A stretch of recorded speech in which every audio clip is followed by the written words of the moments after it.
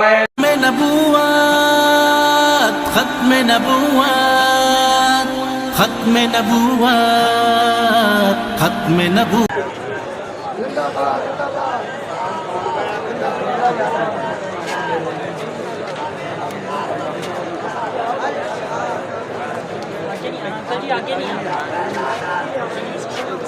الحمد لله رب العالمين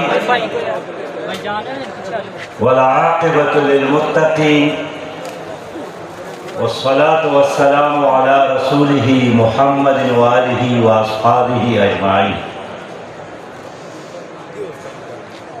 أما بعد فأعوذ بالله من الشيطان الرجيم. بسم الله الرحمن الرحيم. يا أيها الذين آمنوا ما لكم إذا قيل لكم انفروا في سبيل الله استثقلتم إلى الأرض أرضيتم بالحياة الدنيا من الآخرة وما متاع الحياة الدنيا في الآخرة إلا قليل إلا تنفروا يعذبكم عذابا أليما ويستبدل قوما غيركم ولا تضروه شيئا واللہ علی کل شیء قدیر. اور اے لوگو تمہیں کیا ہو گیا ہے جب اللہ کے راستے میں نکلنے کے لیے کہا گیا تو تم زمین سے چمٹ گئے؟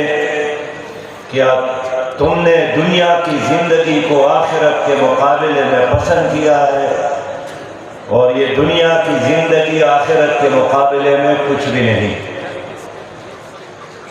اگر آپ لوگ اللہ کے راستے میں نہیں نکلے اللہ تمہیں دردناک عذاب دے گا اور تمہاری جگہ ایک اور قوم اٹھائے گا. اس فیصلے پر آپ اللہ کو نقصان نہیں پہنچا سکتے. اللہ تعالیٰ ہر چیز پر قادر ہے اور غالب ہے. واجب الاحترام قائدین امت، سرداران امت، علماء کرام، مشائخ اعظام اور اس عظیم شان اجتماع میں موجود میرے قابل احترام بزرگوں، بھائیوں، دوستوں اور ساتھیوں، السلام علیکم ورحمۃ اللہ وبرکاتہ.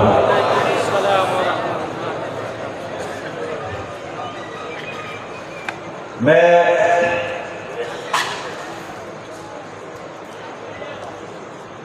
حقیقی سردار حضرت خاقانی صاحب کا، محترم جناب اللہ وسایہ صاحب کا اور ان کی پوری ٹیم کا شکر گزار ہوں کہ انہوں نے اس عظیم شان اجتماع کا انعقاد کیا ہے اور ہمیں بھی دعوت دی ہے. یہاں میں تقریر کروں یا نہ کروں، یہ چند لمحے آپ لوگوں کے درمیان گزارنا، آپ کے روشن چہروں کو دیکھنا ایک سعادت سمجھتا ہوں.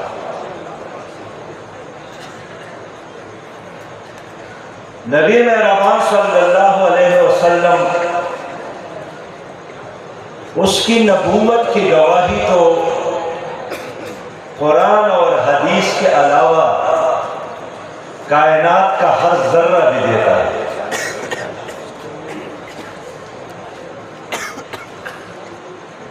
اس کے ساتھ عشق اور محبت ایمان کا تقاضا ہے. اور اس دنیا میں جن لوگوں کو اللہ تعالیٰ نے دنیا اور آخرت میں کوئی مرتبہ عطا کیا ہے تو وہ دولت اور حکومت اور طاقت کی بنیاد پر نہیں، عشق مصطفیٰ کی بنیاد پر.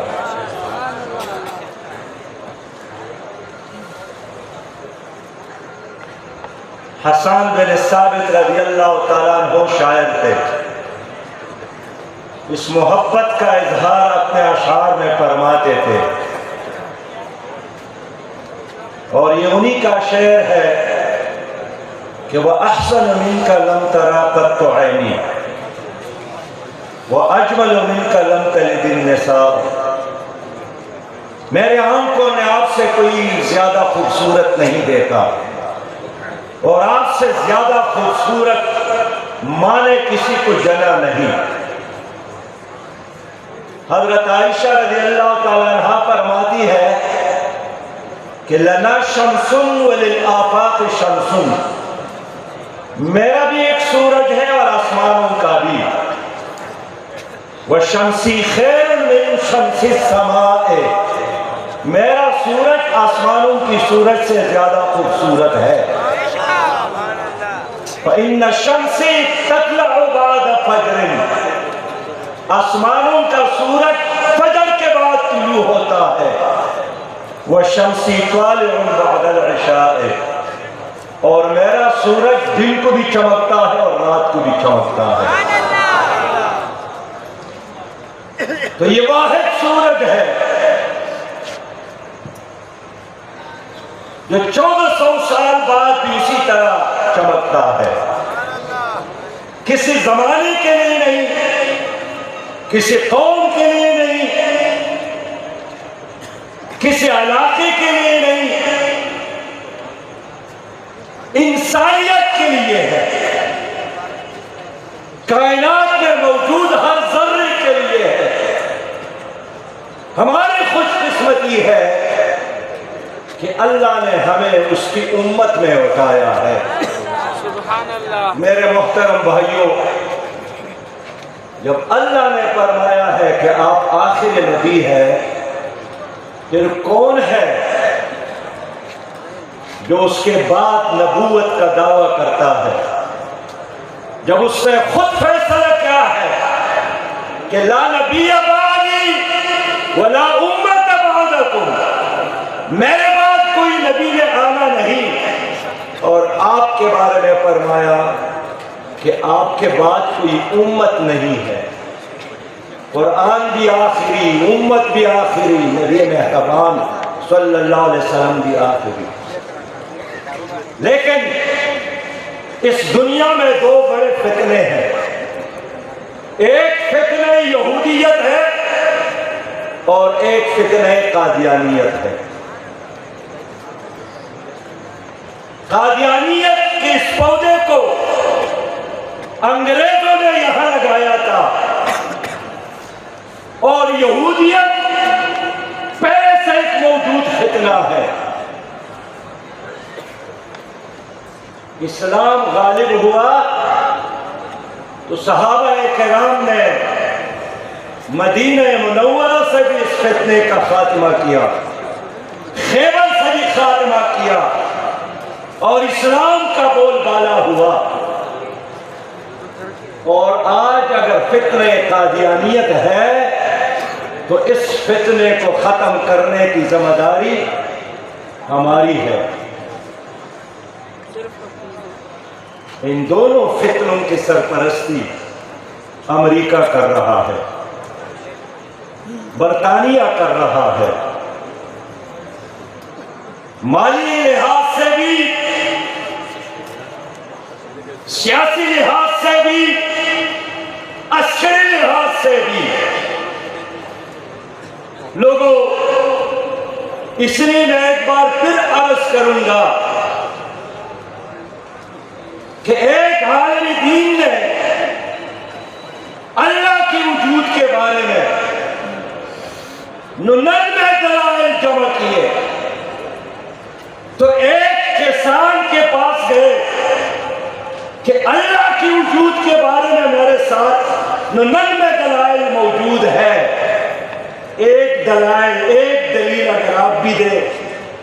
اس کسان نے پوچھا کہ 99 دلائل اگر موجود ہے تو چند لمحے انتظار کریں، میں آخری دلیل بھی آپ کو دینا چاہتا ہوں۔ گھر گئے اور ایک بڑا ڈنڈا اٹھا کر آ کر اس کی پٹائی شروع کی کہ آخری دلیل یہی ڈنڈا ہے کہ اللہ موجود ہے۔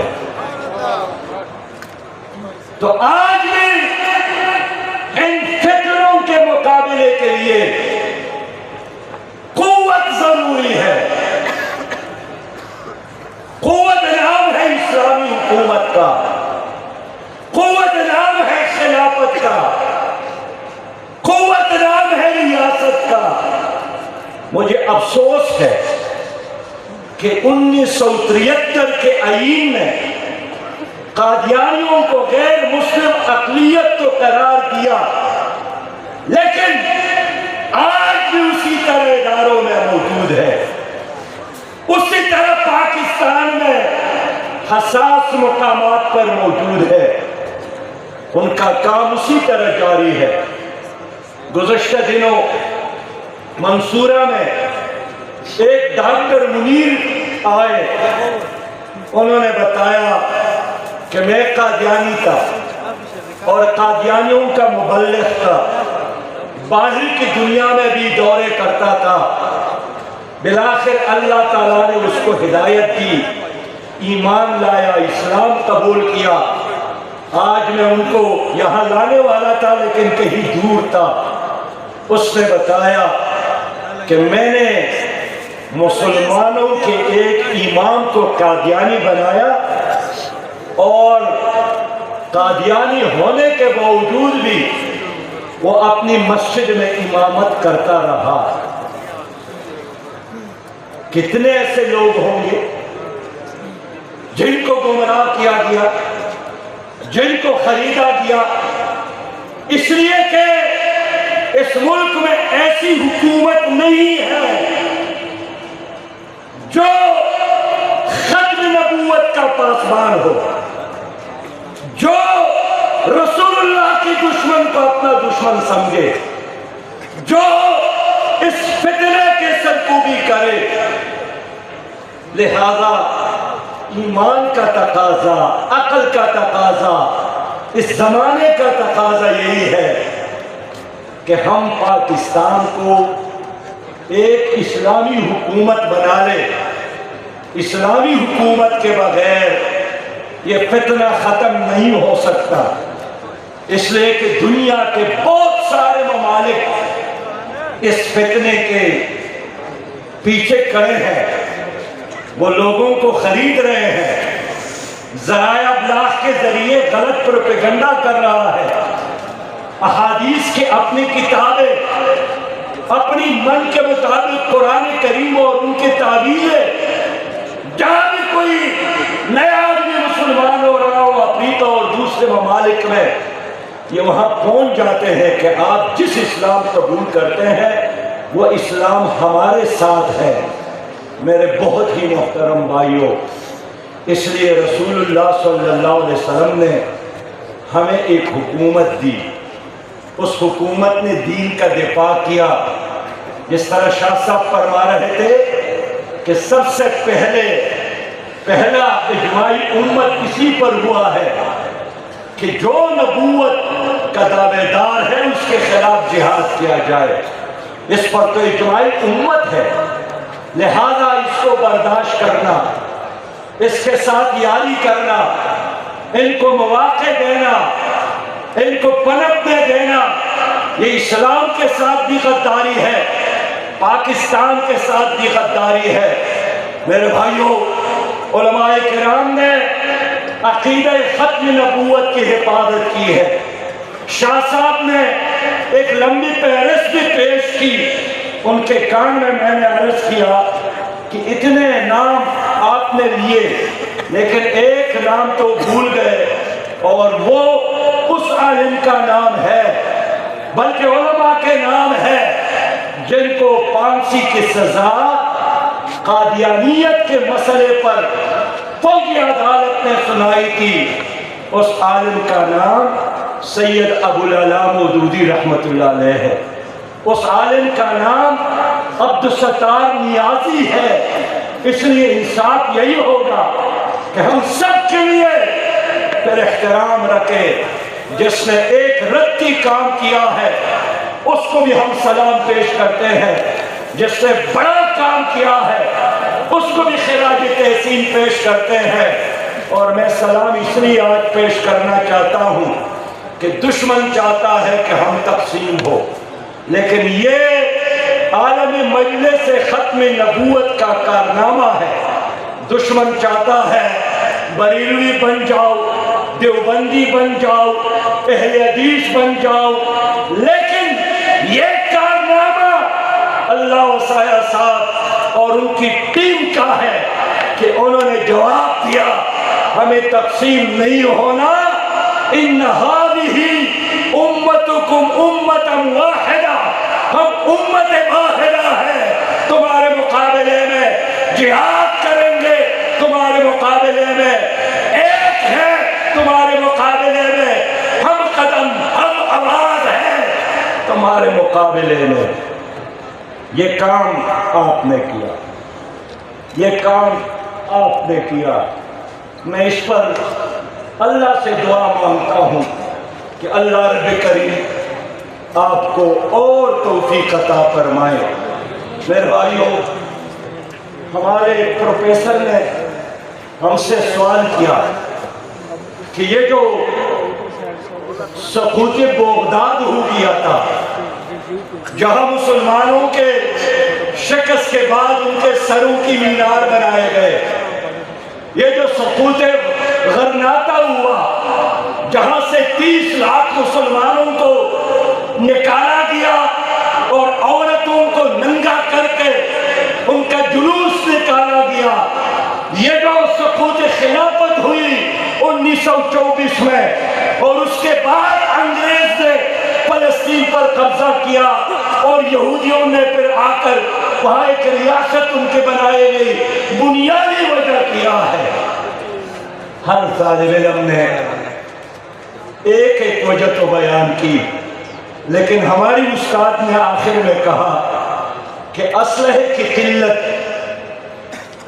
وجہ نہیں تھی، مال اور دولت کی قلت وجہ نہیں تھی، بنیادی وجہ جو غرناطہ کی تباہی کا، اندلس کی تباہی کا، سمرقند اور بخارا کی تباہی کا، بغداد کی تباہی کا، خلافت کی سقوط کا ایک ہی وجہ بنی تھی، اور وہ مسلمانوں کے آپس کے اختلافات، دشمن ایک اور مسلمان تقسیم۔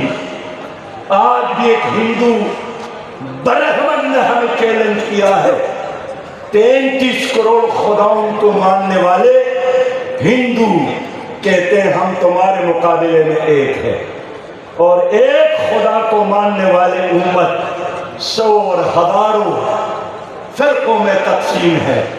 بس اللہ کا حکم یہی ہے، وَمَا وَصَّيْنَا بِهِ إِبْرَاهِيمَ وَمُوسَى وَعِيسَىٰ أَنْ أَقِيمُوا الدِّينَ وَلَا تَتَفَرَّقُوا فِيهِ، دین قائم کرو اور فرقوں میں نہ پڑو۔ آج اللہ وسایہ صاحب اور ان کی ٹیم نے اللہ کی حکم کے مطابق ہم سب کو ایک کیا ہے۔ لوگوں، ہم نے دیکھا افغانستان میں روسی آئے، اس نے یہ نہیں دیکھا کہ کس مسلک سے تعلق رکھتا ہے، سب کو جلا